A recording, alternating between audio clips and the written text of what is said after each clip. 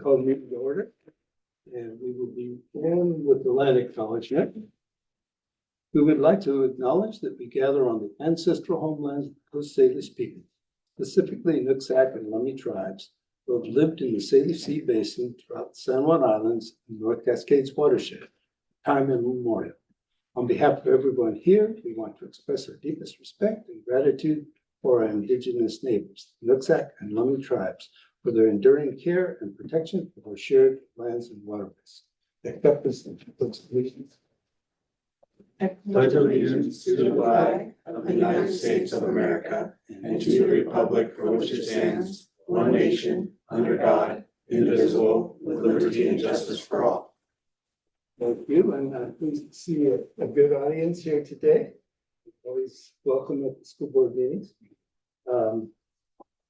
Next is approval of agenda, and Nick, are there any changes to the agenda? Nope. Okay. If no changes, I entertain a motion to approve the agenda as written. Motion to approve agenda is written. Second. All those in favor? Aye. Thank you very much. Good of the order. Yeah.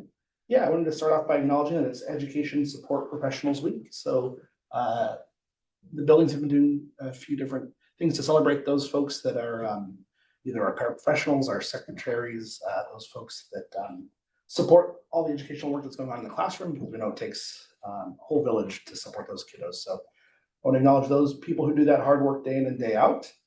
I also wanted to share some good news that I've shared with some of you already in communication with a nonprofit out of Seattle called Foundry 10, which is actually Toby got me linked up with Foundry 10. They did some work with the high school last year, and I'm sharing just the website for Foundry 10.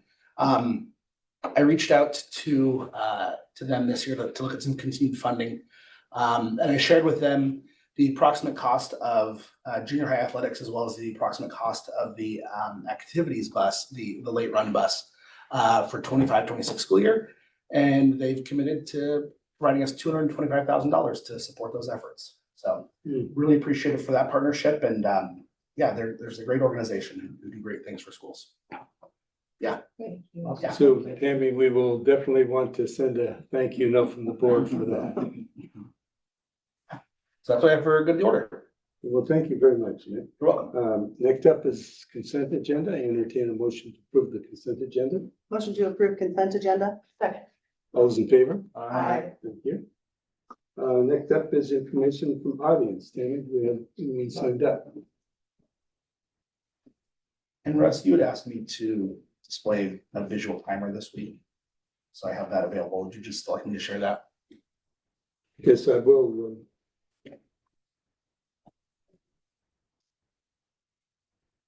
Thank you. I will remind the audience that the public comments are limited to 3 minutes. We have timer up there, so please make sure we stay within that time. Thank you. So first one up is Caitlin Scott.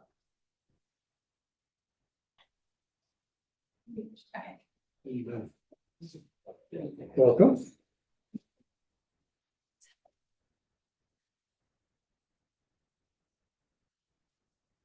My name is Emerald Scott. I'm currently a 10th grader at Mount Baker High School, and I am currently the president at our Queer Straight Alliance Club. And I'm mostly here to talk about today the WIA revisions. And as the QSA president, it is my job to make sure all students are advocated for, and especially our queer youth, because regardless of gender or sexuality, everyone deserves a safe place to be, and everyone deserves to participate in what they would like to participate in. Which is why these amendments would just be very harmful to our students and our student body, because making it so that they can't participate in what they best align with just makes them feel really discouraged. And especially with mental health being some of the lowest numbers within our queer youth, it would just be detrimental to them to not be able to participate based on just what they identify with. Thank you. Thank you very much. Next up is Caitlin Jewell.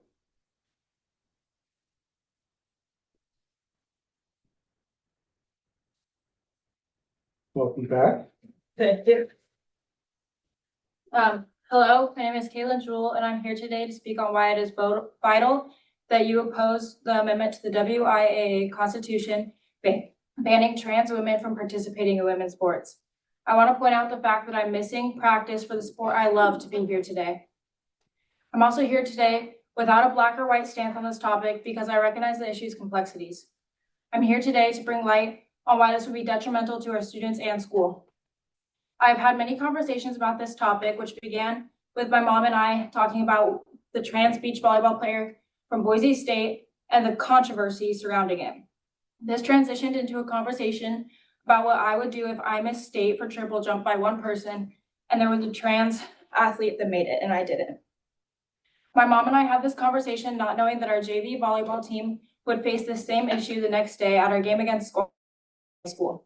The biggest thing that I had a problem with was our coaches didn't take into account that the girl playing on Squalicum's JV team was at the JV level. My cousin is the head coach of the Squalicum volleyball program. She runs an incredible program that is packed with great athletes. With that being said, our players were not at a physical disadvantage, but even more so, there was no physical threat to their safety at this game. The other athlete was on JV for a reason. She was not at the varsity level and she wasn't at the C team level. She was at the JV level the same way our JV team is at the JV level. Our varsity team was sat in a circle and encouraged by our coaching staff to talk it out. This turned into what felt like the whole team going against me and one of our other athletes.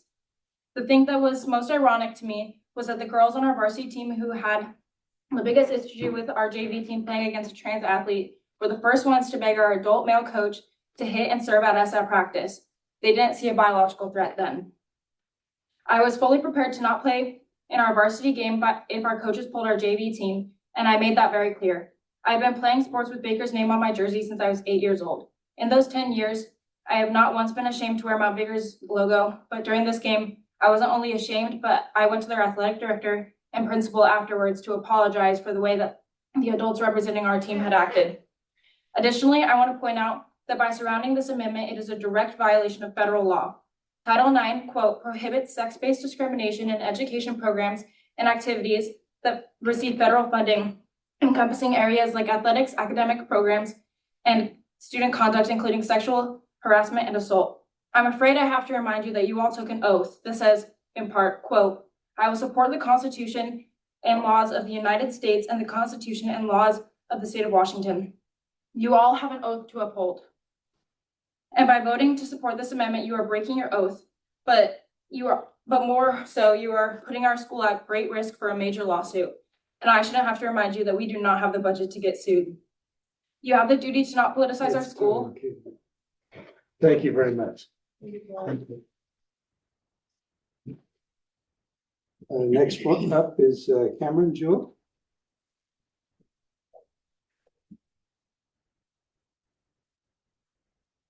Hello, let me know if you're tired of hearing from the Jewels yet.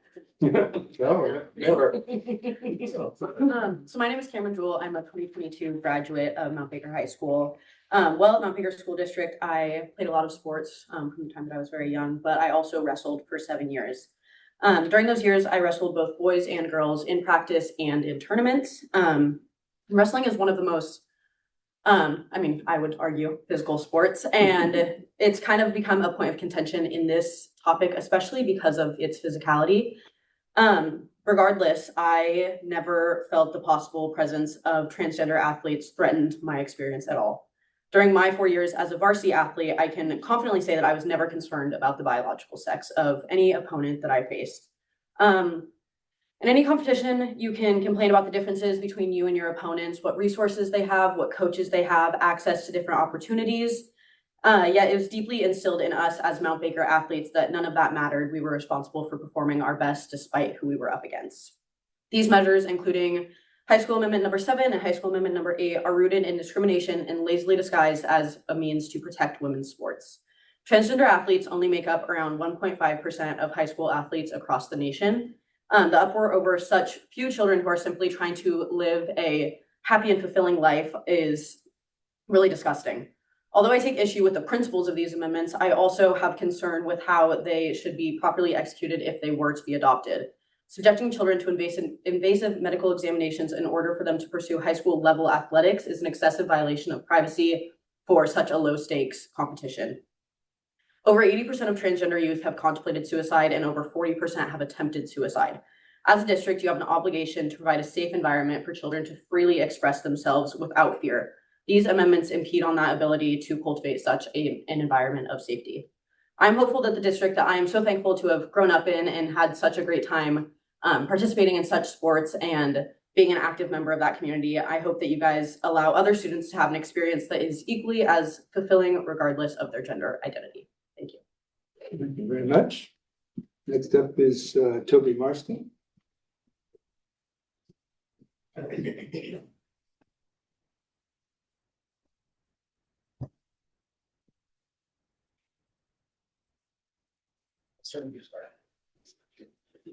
My name is Toby Marston, and this is my 25th year working in the district as a school counselor.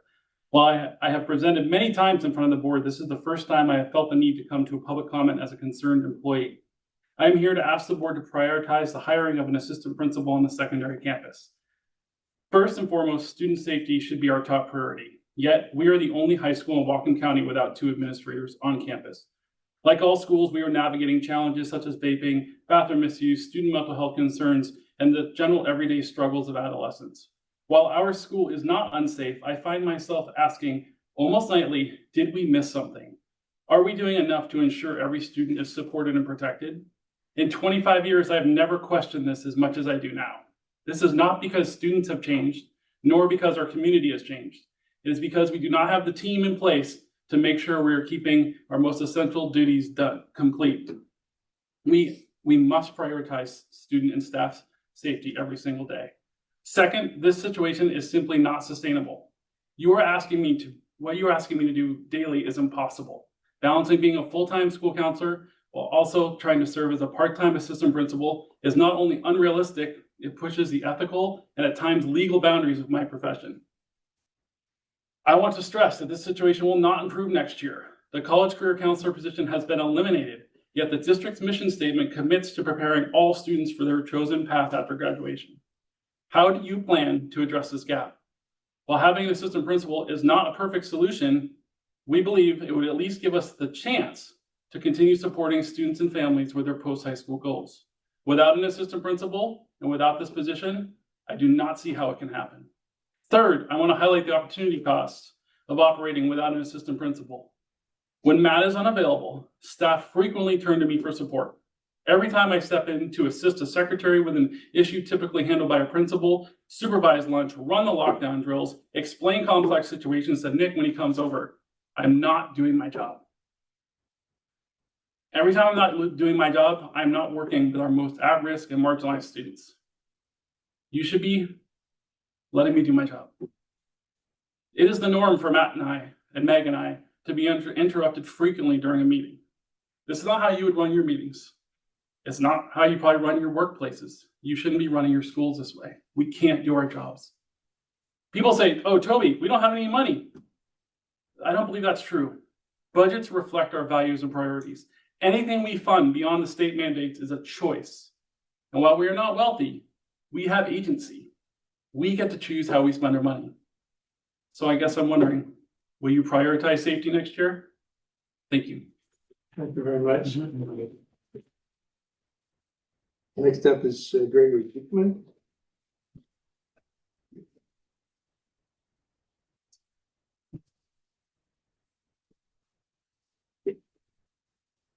All right. Yeah. Okay. My name is Gregory Dickman. I'm been a teacher at the secondary campus since 2006, teaching both junior and senior high school classes. I'm here this afternoon on behalf of myself and my colleagues regarding the lack of a third administrator at the secondary level. When the position was dissolved a year and a half ago, we all understood, and we thought that the coverage that was provided during that year was transitional and that we were going to somehow get back to normal. And then when that didn't happen, we were left to wonder what was going to happen. And I think we're living it now. Having that extra set of eyes on our students throughout the day helped keep the students safe and supported staff in the classroom. This year, the lack of support causes the entire system to strain under the load. We know budgets are tight, and every one of us has continued to deliver the highest quality education we possibly can to our students. However, the lack of a third administrator manifests in the classroom. When students are referred for discipline, they have to wait several days sometimes before being seen by an administrator. And by that time, they've often forgotten why they're there. And that makes discussions kind of pointless. As we look at next year, we know that class sizes are going to be even bigger, which is going to be more discipline and more time, and that's going to further burden the system. Our front office staff and counselors do an amazing job juggling their workload with the discipline overflow, but they can't keep doing it in perpetuity.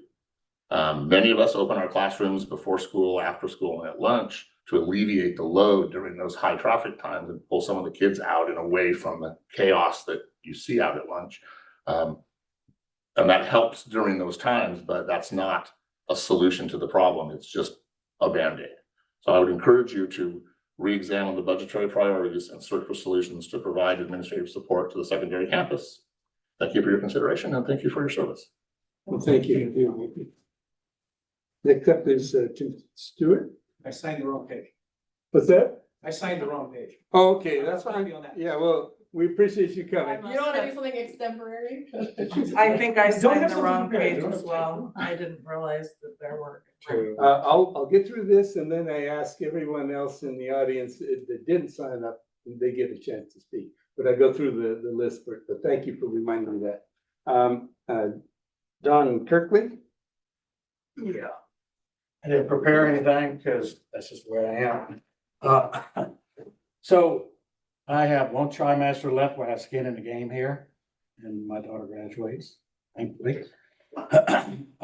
Basically with the WIAA, I do like the amendments to have two categories, open boys and girls.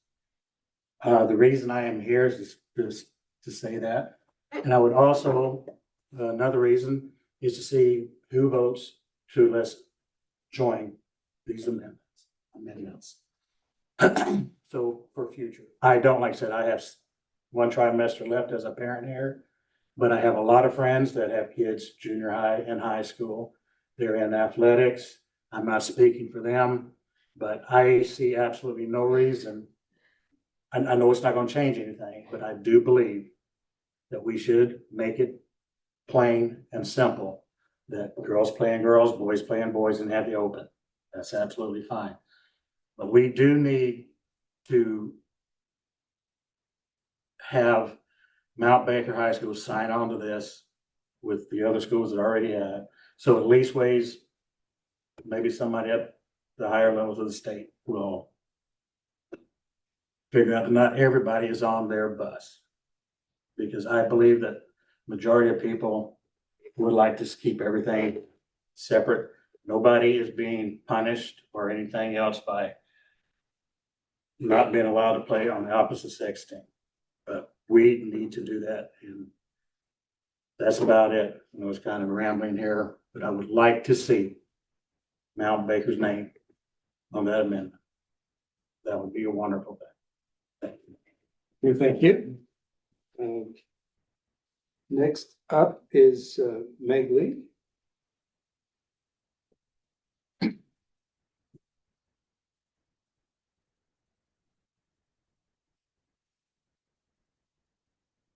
My name is Meg Lee, and I am here to express my personal concerns regarding the absence of an assistant principal on the secondary campus.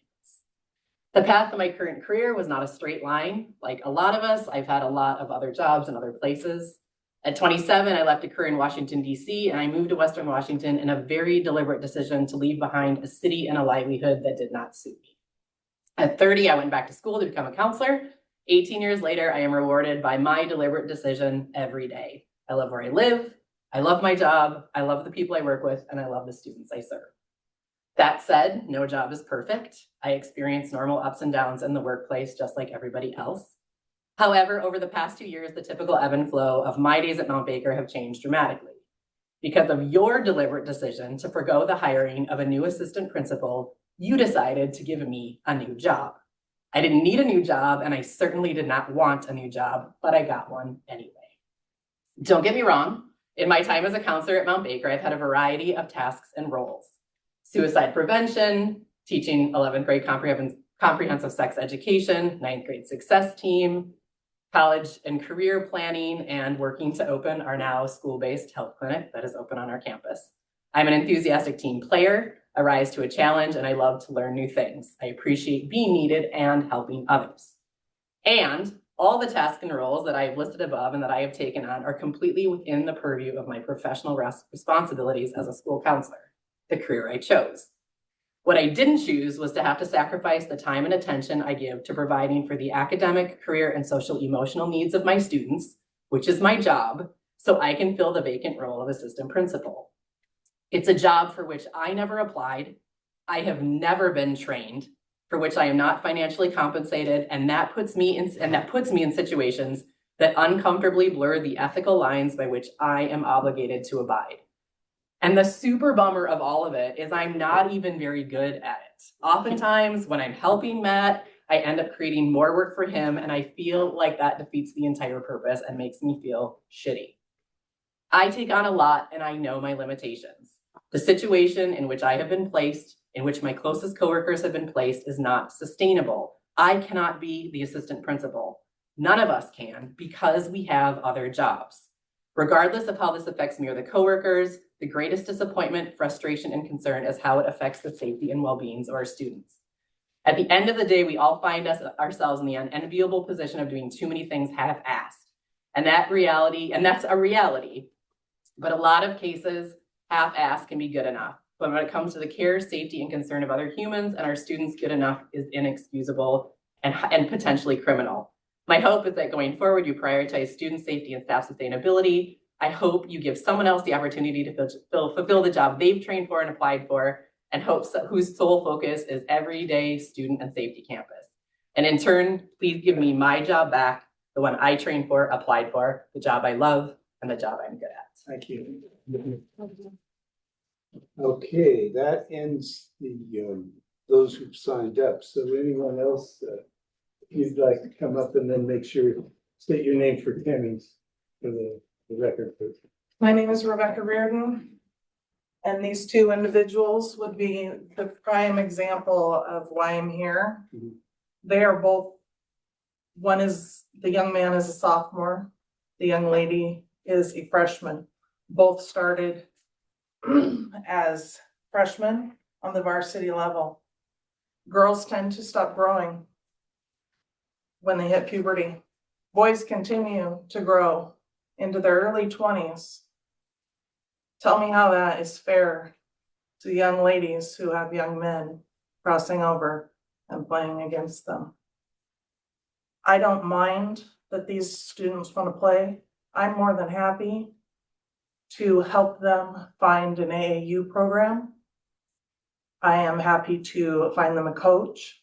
I'm happy to find them games if they want to put together a team. But this safety concern right here, guys, it's an issue. It's a concern for those young ladies that are playing sports.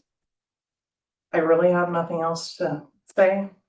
I'm just concerned about their well-being. Have a nice day. Thank you. Anyone else in the audience wish to address the board? If not, I will, just as a point of information, the board is, we're scheduling consideration of resolutions concerning the WIAA Amendments 7 and 8 at our March 27th meeting, 6 p.m., same place. And then those proposed resolutions will be available on board docs, which is on our district website, prior to that meeting, just the same as we do every month, posting the. Can you mention can you mention why we changed the date and the time? If you would like to Okay. explain, yeah, because I changed the date because this meeting's early, because we're interviewing the superintendent. And I think people on both sides want an opportunity to speak after work. So felt like that was a priority to make sure everyone has a chance to speak on it. So we're gonna move it. Your comments here today are fully felt and fully a part of that, whether they happen today or next time. But at the March 27th meeting, we'll actually have a board discussion and vote on those amendments at that time. I appreciate the input from everybody So Thanks for clarifying that, Ed. Yeah. So next up is information from the board, and I'm gonna start with Jason this time. Information from the board, just, I would like to mention last weekend was the FFA auction at the log show and, very successful, very good, it was great. Community involvement, everything was really good. And so that was really good to see. And it's been a busy week, so. Yeah. A lot going on. I just wanted to say, Cameron, or not Cameron, thank you, Cameron. Kaylin, if you could send us your comments so we can see the rest of what you had to say, that would be great. And yeah, we've been getting a lot of really good feedback for the superintendent search, and we've got a lot to figure out. So my brain's spinning, so I'm mulling it over. Yeah, my only comment had to do with, I think the day after school closes, there's gonna be a Whatcom Women in Timber event. I think I put something on. I got my ticket You today. got your ticket? Well, Okay. they were out of tickets and I emailed her and she said she opened up a few more, Oh, so okay, I was able to get one. okay. Yeah. Maybe it won't have, if they're out of tickets, but, maybe they'll do another one if there's enough interest. I don't know, but I think it's a good way to build, some interest and kind of teach the next generation about, timber sales and what they do, and it's not so scary. It is sustainable. So, yeah, that's my only comment. Thank you. Ed? Oh, Ed's finished. Yeah. I'm gonna do Danielle next time. I also got my ticket to the Whatcom Women in Timber. So we'll need to announce that, we'll all be there Oh, for that. oh, it is what? Yeah. Okay, yeah. And I also last week, had the chance to meet with, the Mount Baker Scholarship Foundation and the committee that does that work. And it sounds like in the past, we've had a board member, sit on that committee. And I guess Mary filled that role for a time. Our scholarship committee is impressive. And I've asked them to come and speak to the board and share a little bit firsthand on what they're doing, but just a couple of highlights. This year, our scholarship committee is going to be awarding over $300,000 to this year's graduates. That based on interest earned on the principal that they have. Our scholarship committee has more money and more awards than any other committee in Whatcom County that's giving out scholarships to students, and that goes to benefit Mount Baker's graduates going on in their next steps after graduation. And the folks that run that are really dedicated. Majority of them have been on that committee for 10 to 15 years. And I was so impressed with what they're able to do and leverage through the generosity of people in this community to support our students. So I just wanted to highlight that and say that I'll attend when I can and let you know how it's going. But it's exciting to see and hear about the great stuff that our students are doing and continue to do after they move on from our district. So. Well, thank you, and I really appreciate your willingness to take that on. As you mentioned, I was representative of the board for a number of years, and then I talked David Smith into taking that over as I had a lot more committees I was on, and it's nice to have that connection between It is, the and board they, and oh, sorry, go ahead. yeah. So I appreciate that. Yeah, and they reached out to me. I think they're hoping, given the other hat that I wear in my day job in higher education, that I'll be able to offer insight into what a successful student looks like. So as they're thinking about who to award scholarships to, I've got a good sense of, incoming students and what those strengths look like and who is a good student to invest in. Nice. Yeah, I attended the first meetings, even before I was on the board. I've been on the board for 25 years, and when we first formed that and putting together the bylaws and everything, so to have watched that growth is very incredible over those years. Let's see, on the Whatcom Women in Timber Tour, yes, I'd already signed up for that, and we will need to announce that as a board work session. I did talk with the organizers about that, the fact that we would need to do that and how we might be able to handle the public if necessary. And so we'll continue to have some more discussion. I'll get back. And I also had reserved a place for actually all of our board members if they wish to attend, our superintendent and our finance director. But if you wish to attend, you have they said you would be welcome also. So I think it's a great way to understand kind of the on the ground side of the timber revenue that is an important part of our budget, and you get to see some of the issues from the wood side of that on that. And prior to that, I'm trying to put together for April 10 a board presentation on forest revenue issues, kind of an update with the change in administration in the Commissioner of Public Land position, and how, to give a little bit more of the background of so what does that mean for us, and how can we predict which way the revenue will go. So that should be a short presentation there, if we can pull it together, with the assistance of Hampton Lumber Company had offered us assistance in doing part of that, and I would do the rest. So I'd like to get the Department of Natural Resources back again, but they're so busy that I think it's going to be a bit of delay before we get that.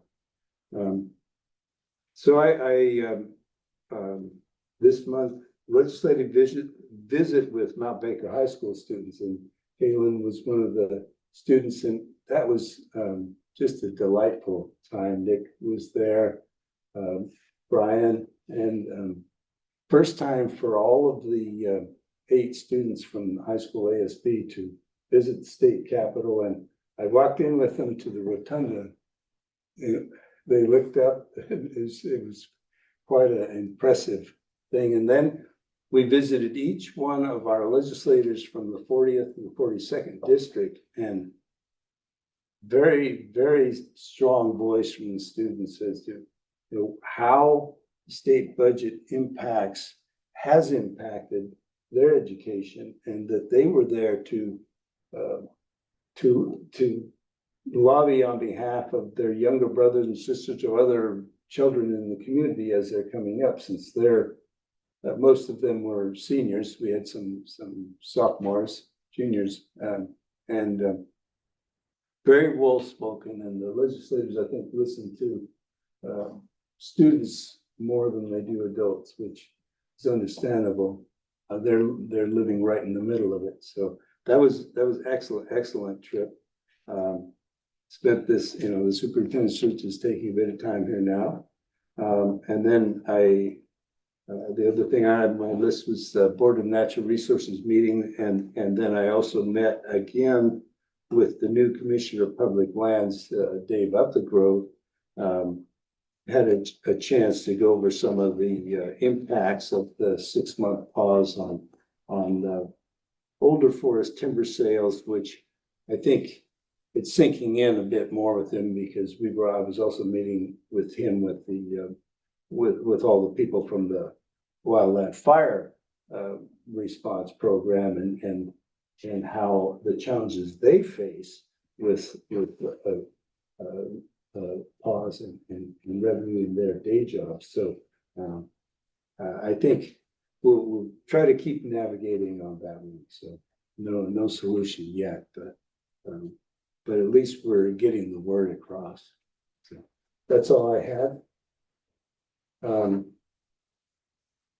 And then on board action items, we have Mount Baker Resolution 2425 surplus, which is just, that's just our Yeah. standard. So list of stuff we don't need anymore by definition.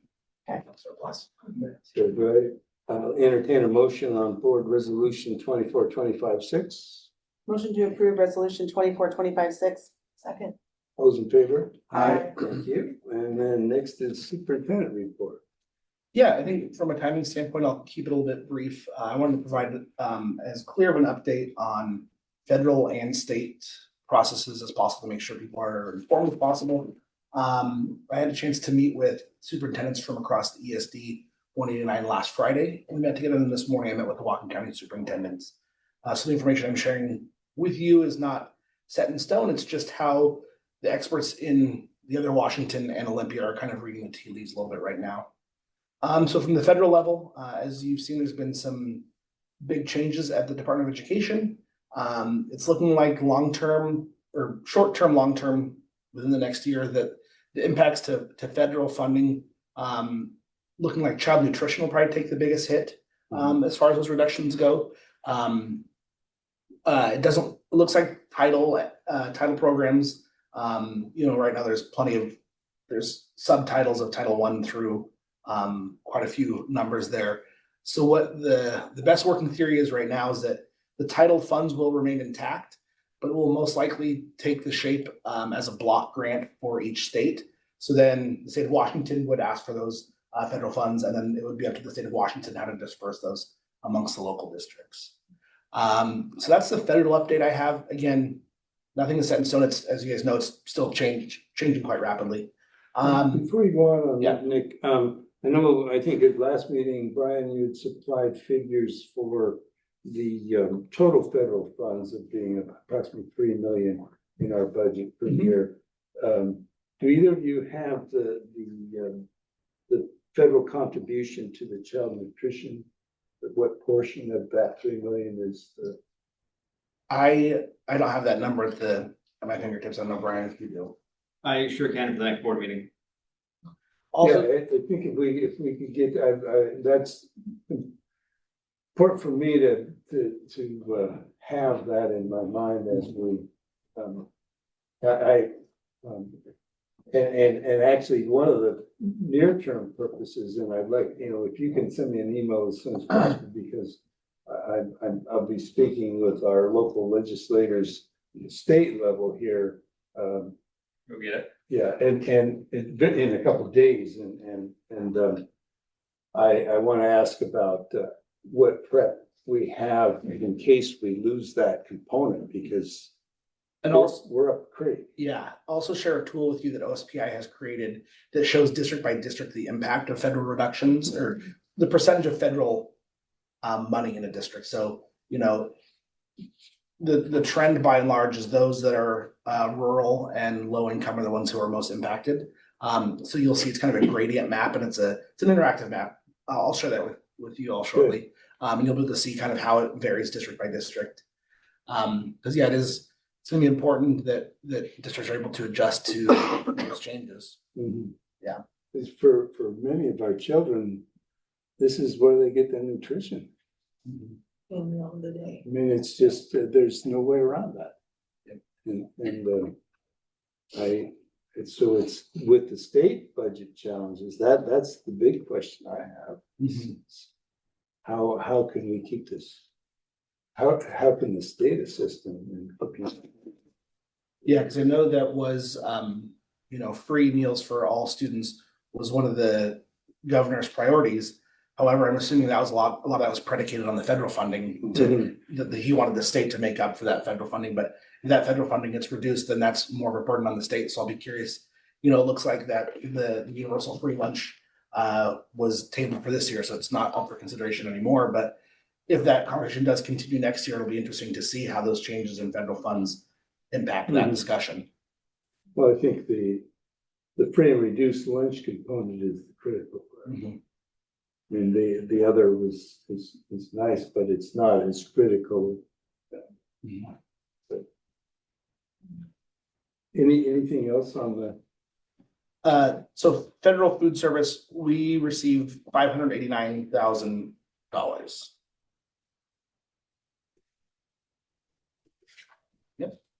I wrote that backwards, rushing, that's 859,000. So there you go. Sorry, just a number in my head, but I was trying to get out of there quick. 859. Don't worry, the 859. don't worry, the finance guy is just flipping numbers around.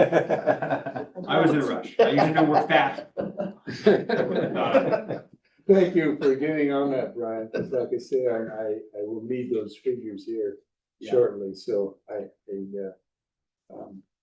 had going into this legislative session, I hadn't really intended to get into with the legislators, so all the what ifs on federal funding, but I think what I'm seeing now, I think is the time we gotta get into the what ifs. Yeah. Because you can't, you're building the budget now, you can't turn around on a dime with the state, so. Yeah. We really have to have a game plan, because it looks like it's happening. And we can't leave those kids alone.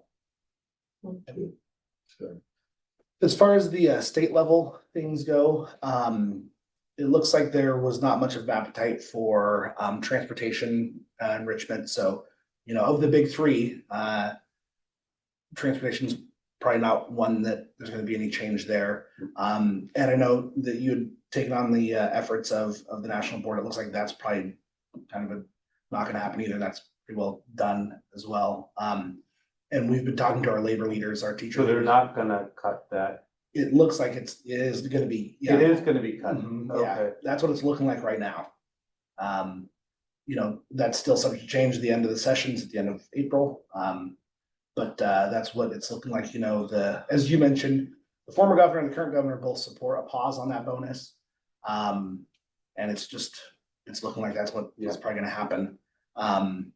And then with MSOX, unfortunately, that ended up being a pretty big discussion as well. There's some talk about some minor improvements in MSOX, but nothing significant. And I'm not sure exactly what has come out of committee on that one. But what that leaves our last third one, which is special education, which has had some success with it. There was a pretty strong Senate discussion about it last night that received some strong support from both the left and the right side of the aisle about increasing special education funding, which is a positive because, we've said that special education is fully funded, but it's funded by the local level. We're asking for it to be fully funded at the state level. So more to come on that as we get closer, but that definitely is of the big three, that's the one that has the most momentum to move the needle at all at this point. Yep. yeah. And that's what I have for the superintendent's report. Yeah, and the special ed still that's the cheapest of the three for them to address.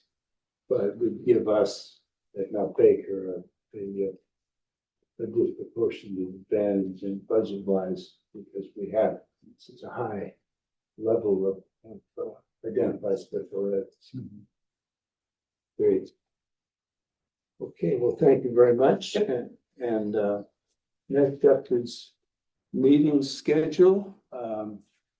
Russ had a couple things for the meeting schedule. I just want to check. This coming Monday is the WASDA regional meeting in Bellingham. I don't know if I just want to make sure if we had three or more to make sure Tammy was aware.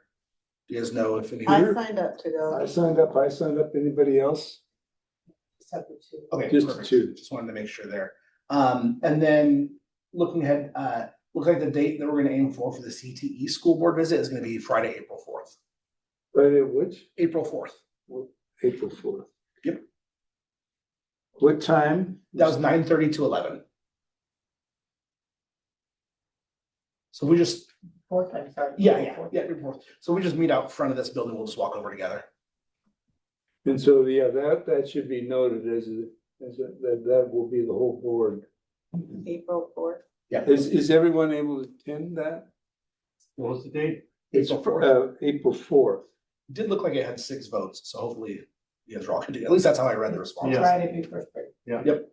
That's from what time to what time? 9:30 to 11.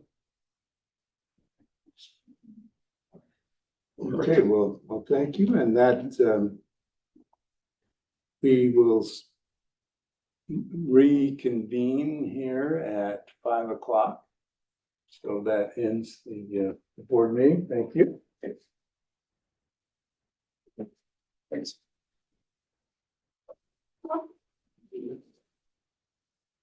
Remember to do our signatures for Tammy.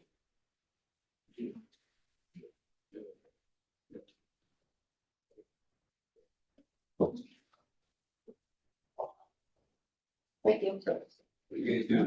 Yeah.